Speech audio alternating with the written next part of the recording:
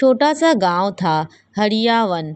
नदी के किनारे बसा हुआ, हरियाली से भरा। गांव के लोग सरल और मेहनती थे।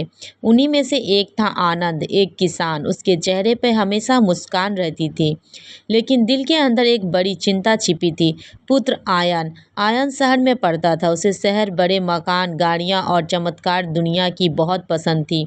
वो गांव की मिट्टी, खेत, बैल और कच्चे घर सबको पुराना और निरर्थक समझता था।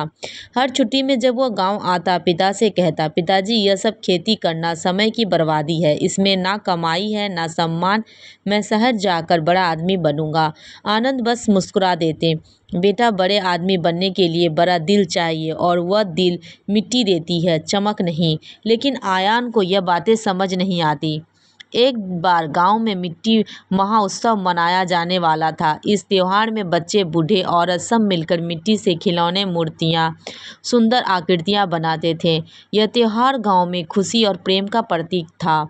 आयान छुट्टियों में गांव आया हुआ था। उसे यह सब बेकार लग रहा था। वह बोला, पिताजी ये लोग मिट्टी से खिलौने बना रहे हैं, इससे क्या होगा? आनंद ने कहा, बेटा मिट्टी से खिलौने बनाना मतलब मिट्टी से रिश्ता बनाना। इंसान मिट्टी से ही पैदा होता है और आखिर में मिट्टी में ही समा जाता है। आयन हंस पड़ा, पिताजी यह सब पुरानी बातें हैं, आज के समय में पैसे की कीमत है। आनंद ने कोई जवाब नहीं दिया।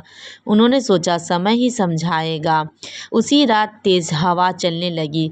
आसमान में काले बादल जमा हो गए। अचानक भयंकर तूफान आया। तेज बारिश होने लगी, बिजली चमकने लगी। गांव के खेतों में पानी भर गया। सामने वाली नदी उफान पर आ गई। लोग डर गए। किसी ने पुकारा, नदी का पानी बढ़ रहा है, बांध टूट सकता है। अगर बांध टूटता है तो पूरा गांव बह जाता। सब लोग इकट्ठा होकर बांध को रोकने दौड़े। आनंद भी भागा। उसने आयन से कहा, बेटा चलो, गांव को बचाना है। लेकिन आयन बोला, मैं क्यों जाऊं, यह मेरा काम नहीं। आनंद ने दुखी से उसकी ओर देखा पर कुछ नहीं कहा और भाग गया। बांध के पास भारी पानी का दबाव था। गांव वाले उसे संभालने की कोशिश कर रहे थे।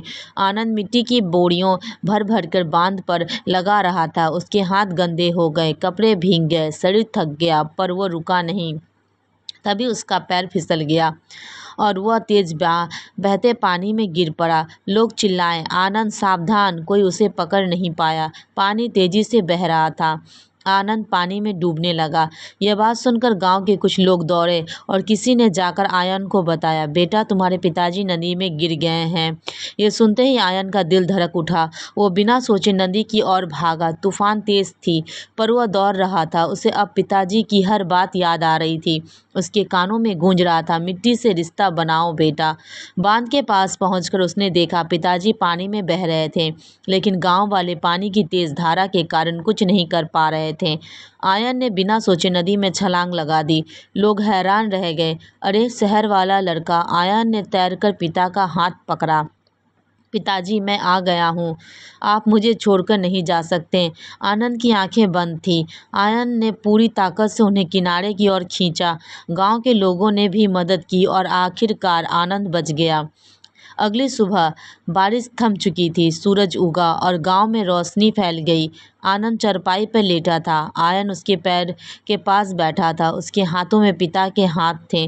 पिता ने धीरे से कहा, बेटा तू आ गया। आयन की आंखों से आंसू बह बह निकले।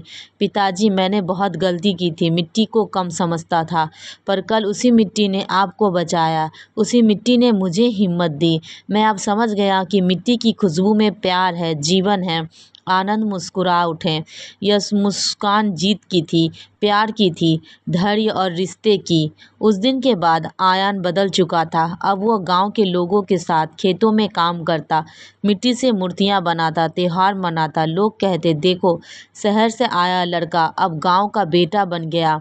आयन कहता, मैंने जाना है जो ज़मीन हमें जन्म देती है उसे छोड़कर कोई बड़ा नहीं बनता। सच्चा सम्मान वही है जहाँ अपनापन हो। और हर खेत में जब मिट्टी की खुशबू उड़ती, आयन के चेहरे पर मुस्कान आ जाती।